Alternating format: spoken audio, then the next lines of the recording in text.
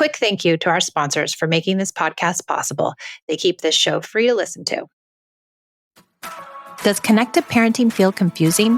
What do I do in this situation? How do I handle that issue? Let me help you make more sense of it all in my 30-day challenge.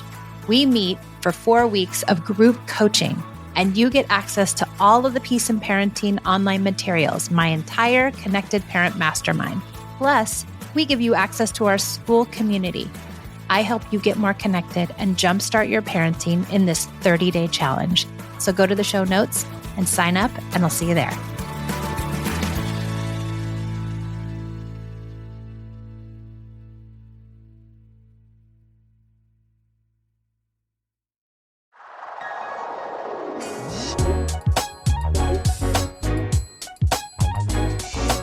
Thanks for joining me on the Peace in Parenting podcast. I'm so glad you're here. Welcome back to the Peace in Parenting podcast. I'm Michelle. I'm glad you're here. I want to talk about what you can do for the summer. Some stuff that you can do to maybe make summer easier, because I know summer is really hard. It's not easy. We've got our kids home. We're home. We don't have any schedule. Oftentimes we don't have anything to do. We don't have anything getting the kids out of the house. We don't have any free time away from the kids. And I know this can be really hard on us parents. And so I think this is an opportunity, I hate to say it, to lean into connection. Leaning into connection can be one of the ways in which we can help our home feel better. Because I think when the kids come home and we get stressed that they're all there and they're underfoot and they're fighting and things are hard. Sometimes I see a real amp up in yelling. I see a real amp up in threats and bribes. I see a real amp up in parents becoming dysregulated because everyone's home. And I don't think this is the opportunity to lean into that. I think this is an opportunity to lean into connection instead, so we can have the kind of summer that we really want. That said, I also believe that we put a lot of pressure on ourselves as parents to create this kind of magical summer for our children when it isn't really necessary, and our kids can really be just fine and have a great summer without a fancy vacation, without, an outing every single day, without, making sure that they're experiencing all these experiences that we think are important. But what is more important than all of that is being connected to them and trying to really work on connection. So if you're not doing daily special time, I know I'm a broken record. I would really suggest daily special time with each of your kids. If you don't know about special time, check out the special time episode. It's in season 1. It's like number 6 or 8, I think. It can be really helpful. That is the first. The second is be easy and kind to yourself. Be easy and kind to your kids. Make it an easy summer where you're not feeling pressured to do everything, where you feel like things are copacetic. Things are not rigid. Try to be as easy as you can on yourself and on your children. Have days where you sleep in. Have days where you don't get out of your pajamas. Have days where you never leave the house. That's okay. That is okay. It's also okay for your kids to be bored. And it's okay for them to say that. And I have a whole boredom podcast, and take a listen to that. It was a few weeks ago. And I'd really lean into this idea of, they can be bored, and being bored is an okay thing. It is not going to kill anybody to be bored. And can you support that boredom, and will they persevere and find something to do if you give them enough empathy? That's another tip. You're not required to always entertain your children, and they are required to sometimes entertain themselves. And they will do that if you allow them to and give them the space to have the big feelings around not being able to be completely entertained all the time. This is often a good opportunity. Summertime is often a good opportunity for people to lean into siblings and sibling relationships, because kids are home alone, are home together more. They are fighting more. They are having more sibling rivalry because there's more time to have sibling rivalry because they're not so busy at school all the time. So can you lean into them and their relationships by really using the sibling rivalry protocol? really not taking sides and really leaning into this idea that we listen to each person as they tell their story when something happens, and we empathize with it, and we allow them to have their feelings, and we allow their prefrontal to come back online, and we really support them. And then we do the same for the other child. And then can we help them resolve the conflict? Can we ask them, what do we think, what do we think we can do when these things happen? How can we help you? How can we avoid this in the future? And we really stay away from punishments and threats and bribes and consequences, especially in the sibling relationship, because it really can cause a lot of resentment and anger, and it can exacerbate the sibling rivalry. So the more that we take sides, the more sibling rivalry exists. So if we can really lean into this idea that our kids are good, and that siblings who even hit or bite or kick or do something aggressive don't mean it, and that they don't need to be chastised or punished or reprimanded, but that we can be supportive and help them really learn to resolve the conflict together. Before we dive into the next segment, a quick shout out to our fantastic sponsors who make this free podcast possible. You know what I don't miss at all? The vicious week before my period. I always used to feel like I was walking in quicksand and craving the most unhealthy of foods. My sleep was always off and my moods were unpredictable. Now it's easier to manage PMS with Estro Control. Happy Mammoth, the company that created Hormone Harmony, is dedicated to making women's lives easier. And that means using only science-backed ingredients that have been proven to work for women. They make no compromise when it comes to quality, and it shows. And the biggest benefit, feeling like myself again. That's what women mention over and over in their reviews, and there are over 14,000 reviews of Hormone Harmony. For a limited time, you can get 15% off the entire first order at happymammoth.com. Just use code PEACE at checkout. That's happymammoth.com and use the code PEACE for 15% off today.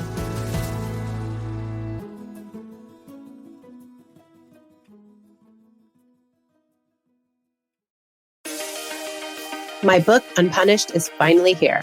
It is my journey into connected parenting, the idea of perfection and how it nearly took me down as a mom. I give you my best thinking around how to be a connected parent and the insights that I've discovered over the last 12 years of this incredible journey. I'm giving my book away for free, plus shipping and handling. So go to unpunished.com and get yours today. We're shipping domestically and we're also shipping internationally.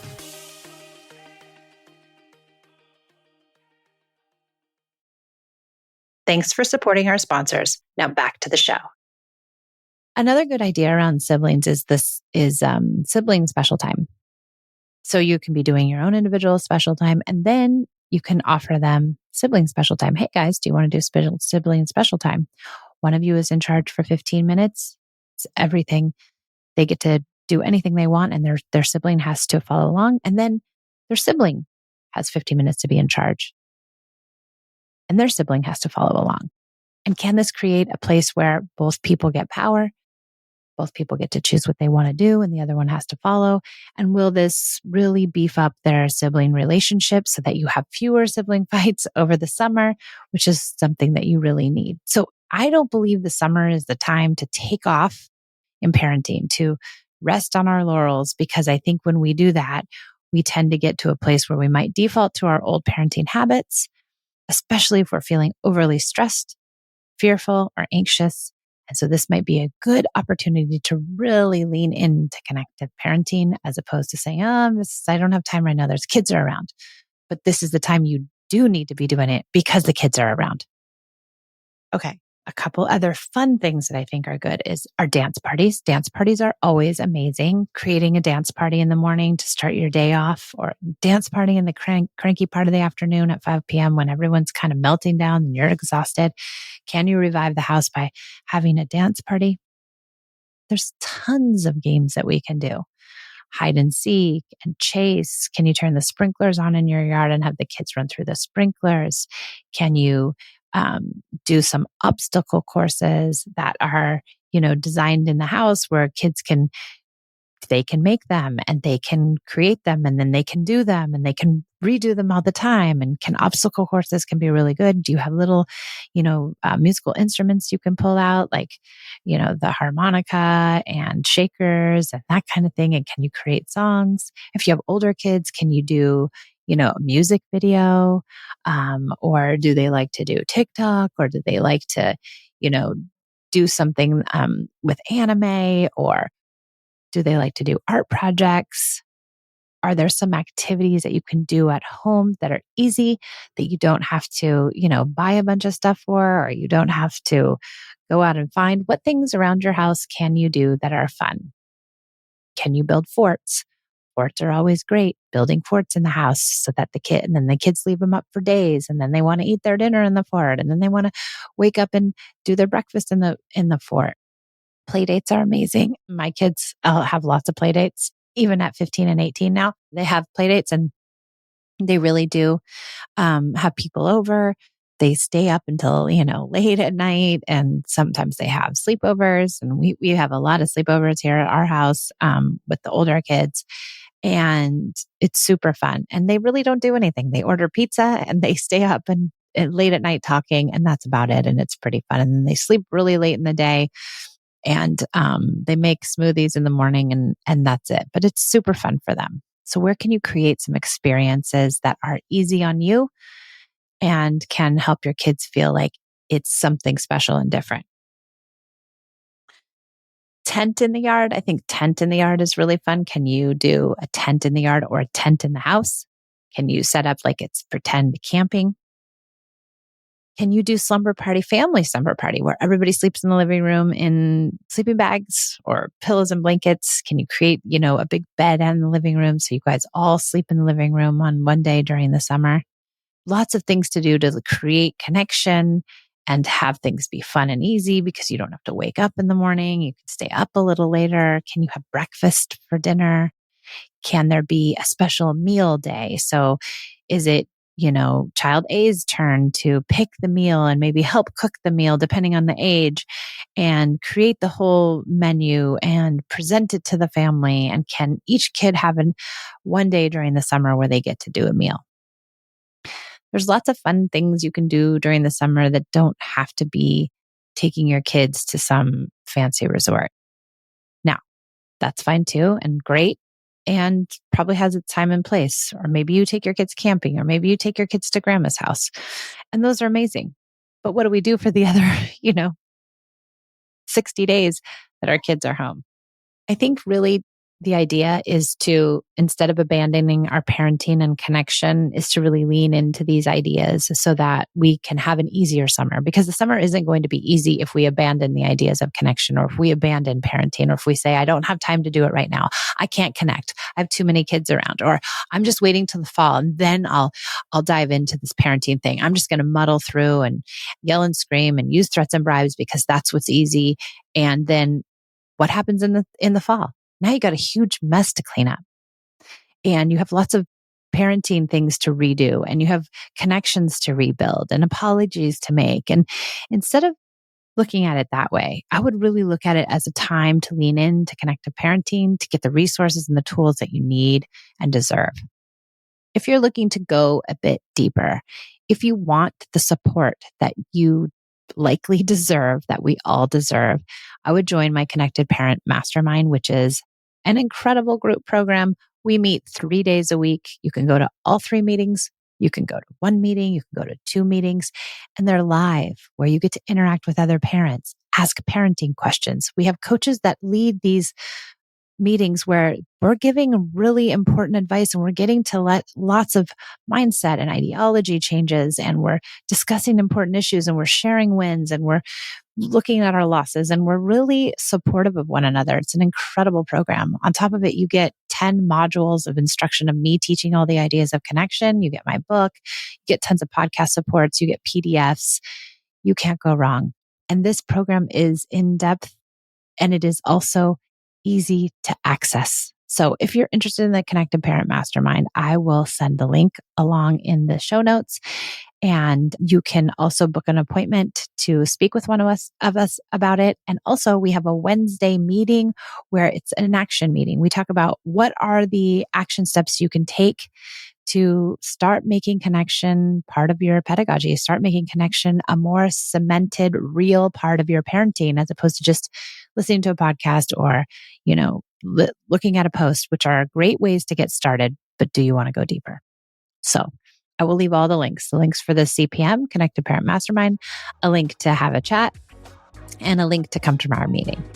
Thanks for joining me on the Piece of Parenting podcast. I'm so glad you were here, and happy summer to everybody.